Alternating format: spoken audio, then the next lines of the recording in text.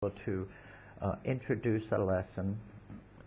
You want to be able to model a lesson, what your intent is, what you're wanting them to learn. Then you want to do some guided practice, and then you want them to do some independent work, and then you want to check and see if they've actually mastered or retained most of that lesson. In that lesson, let's say you have, in a normal school, you probably have anywhere from 45 to 50 minutes and then a 10-minute shift. Excuse me. In this particular case, you've got 30 minutes. Now, one thing that some of these new teachers, and I can tell they're not real teachers because they really don't listen. They're really kind of ignoring what I'm and others have said. Also, the administrators here seem to be taking a deaf tone to what we are trying to get them to understand. And it comes down to this. We're using a platform that will allow you to upload your own material. Now, I've done some video before about where this information's going, who's getting this information, who's recording it, and all that, so I won't go there. But what I will say is this company actually sent out a notice. They do not want you to, now the platform company, the platform itself has said they don't want you using things like ManyCam, MaxiCam, all this because it takes away and the bandwidth, it kind of overloads their servers. But right away, we had some of these new teachers, these little Teflers, coming in there saying, oh my God, I can do everything. Oh, I can use ManyCam. Oh, I'm just such an entertainer. Oh, I am so great at this stuff. Oh, look at what I can do. And yet they were empty. They didn't have any substance as a teacher. They were entertainers going a monkey, dog, and pony show using what little material they had, not really knowing the methodology of education and teaching itself. Okay, now, what I'm saying in that respect is they went ahead and did it. They weren't listening, okay? This particular allocation of bandwidth with this company has had many issues, crashing and stuff, more than ever before since these people came on board. Now, I'm not talking about a company that owns their own individual servers. They may be able to handle it, but this is a server, a platform that is used by many different companies. You buy onto it, you pay a subscription fee to use it, and so it's pretty finite. It's not like I have my own server and you can upload and do what you want, because I maintain my own private, separate, independent, isolated server. Anyway, they didn't listen, and we've had a lot of problems. Next thing, you get all of these little tootsie people in there. Oh, I can do, oh, do this, I do that. And I'm sitting there saying, hey, a company provides you with the material they want you to teach. Just like in a public school system, you get a curriculum, you get the state-approved literature, you get the books that were approved by the district, and you're expected to teach that material. Now, in a classroom in the public schools, you have the options of stretching a math class for a couple hours and then tomorrow making up your English class with a project or something. You've got a lot of flexibility to cover what you need to cover and to spend more time on certain areas than you would on others. Online companies, you don't have that option. Now, the reason I'm bringing this up today is we were doing some revisions on some of the material, and I'm working with one of these people that just won't be quiet either. There's several in this company now that just have to have their names out there. Oh, you do this. Oh, I do that. Oh, I can teach you this. Oh, we can do that. Oh, did you know you can do this? A lot of this stuff, yeah, we know we can do it, but we know it's redundant, and we know that it's taking up time. We've got all these new people trying to tell the older people we're doing it wrong. They're not seeing what we're doing and understanding it, and they're missing a lot of quality instruction, in my personal opinion. Anyway, The point I'm making is we went and modified this material, and I'm saying cut this down and add more applicable exercise.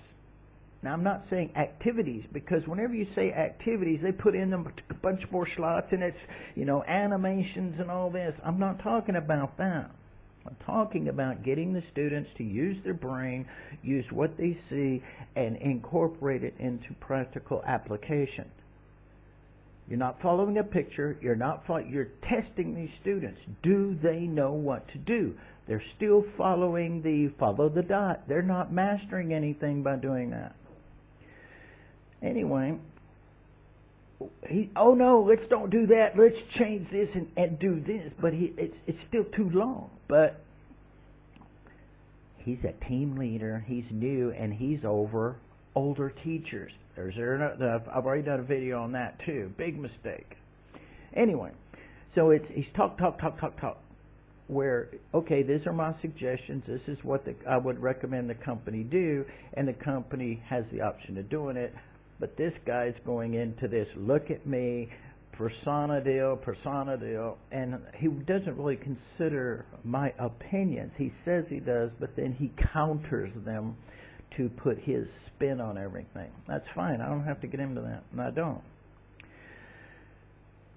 Now, what happened is a lot of these changes haven't been made yet, and it's these little squeaky wheels up there. And now we've got this girl who's over my particular group, and she wakes you up at all hours of the night, and she said, oh, we can do this, we need more training videos, people do that, people do this. We already know this. We don't need these little youngsters coming in there trying to really tell us. It's irritating a lot of us. And you see where they're getting the conflicts now. Now they're saying there's another file over here, and if you have, check this out. If you have a class and you can't get the children to stand up and say about their family, then you can go over here and get another EB file, and you can cut and paste and put it here, and then you can take and you can get them to do that. See, that takes up time. Another one that I started laughing at, you've got anywhere from 30 to 40 kids in some of these classes or more, and they're telling me they can't get one to stand up and say anything, and I'm going to tell you right here on this video, that's pure garbage. There's always one in there that speaks better than everybody else. There's always at least two in there that's competing for attention. There's always that opportunity for at least one or two to model it. I don't care what you say. The only thing that keeps those students from standing up is that local teacher who has got the fear of God into them. We are all Chinese. We do everything together. 1, 2, 3, 4. Hut, hut. Everybody speak. I like you. I like you. Will one student please speak for me today? And the local teacher goes, we, and she gets them all together. She won't allow that individuality for that shining star to stand up and say anything. So my Mr. Dog and Pony Show and Mrs. Dog and Pony Show say, let's add in something else to encourage them. If they're not going to do it with that, they're not going to do it with this time meter. What you have to do is start doing something yourself to motivate, encourage, and get those students to do it. Now, if they're not going to do it individually, don't add something else in there. Make something to where you split them up and at least get 50% to do part and the other 50% and get a dialogue going. See, it's up to you as the teacher to do what you can. It's not up to you to burn off the time. So, well, class time is over, kids, and you rush through the final bits of material. Kids don't get to it. You can't check for mastering.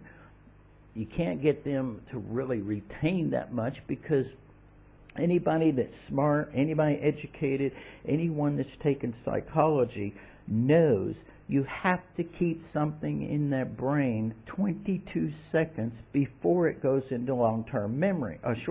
You got to keep it in short-term memory 22 seconds before there's any chance of it going into long-term memory. You get a lot of people, when you sit down and you talk to somebody like this, and they're constantly interrupting you. They're talking. They're not listening. They're learning nothing because they can't retain that information in their brain long enough for it to go into long-term memory.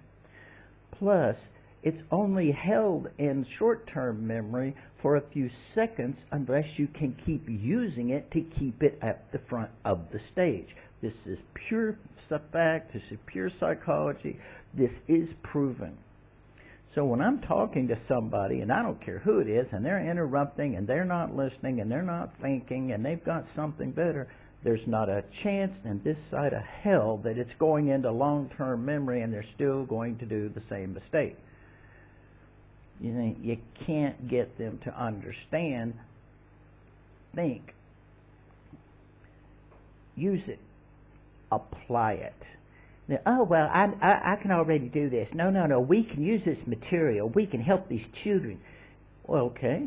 Yeah, you can use the material, but did the children, were they able to use it in application, their own independent use? Were you able to Q&A or do something to check for mastery after you burned up that 3 or 4 minutes doing this other stuff and transition and introducing, and then get it done? That's my whole thing. These new teachers coming in here trying to change the system. They're trying to modify it to fit their own goals, to fit their own look at me, instead of saying, we as a team, and we want to get yours, we want to work with you. They're wanting us to change to work their way. And I've got a big problem with that. Because what's happened also is these same people who are rubbing the wrong way, they have actually been put in salaried positions, which was taken away from the long-term teachers for whatever reason. We won't go into there. So naturally, they're getting all the money. They're getting all the classes, everything. They get plenty of classes filled up, and the rest of us that's been there a lot longer sitting here saying, "Hey, where are the classes?" So it comes down to to administration's got to open their eyes sooner or later and say, we got a problem. And yes, you do. Your core teachers are the ones that keep you going, not your yes people. And we've got 2 or 3 of those that's been here for many years that are yes people, and they're actually pretty good. And then we've got all these new up-and-coming wannabes who's dominating, trying to walk over the system, walk over what works, trying to change it when they haven't got a clue. You want to know a real teacher? That real teacher knows the method. That real teacher knows. Come in, introduce the subtopic. Review what you've already learned, and then pull it out. You can reverse those two. Now, typically, I reverse it. I review what we've done the last time. I introduce what we want to learn this time. Then we go through and I use guided practice, have them seeing it, using it, reading it. After that, I let them read and do it on their own, which is independent work. And towards the end, I have them individually standing up, trying to answer some questions to check for mastery. If you can't get that one student to stand up in that classroom, 2 things are going to happen. If you can get the whole class to open up and give you an answer, you'll hear somebody in there doing it first. Somebody's retained it. So it gives you an idea how many have retained it. Or that local teacher is going to open her mouth and she's going to tell them the answer so that they will say it. Now you know they didn't master it.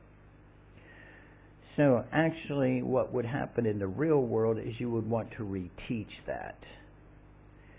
So this methodology works. Don't add everything in there. Remember, if you can't get something to work in the classroom, adding more material is not going to change the psyche of those children. There's something in that classroom, in that environment, that keeps that or 2 or 3 or 4 students from not speaking out. And you can't change that. This is Teacher Terry. Know before you go. Open your ears. Open your mind. See the big picture. See you in the classroom.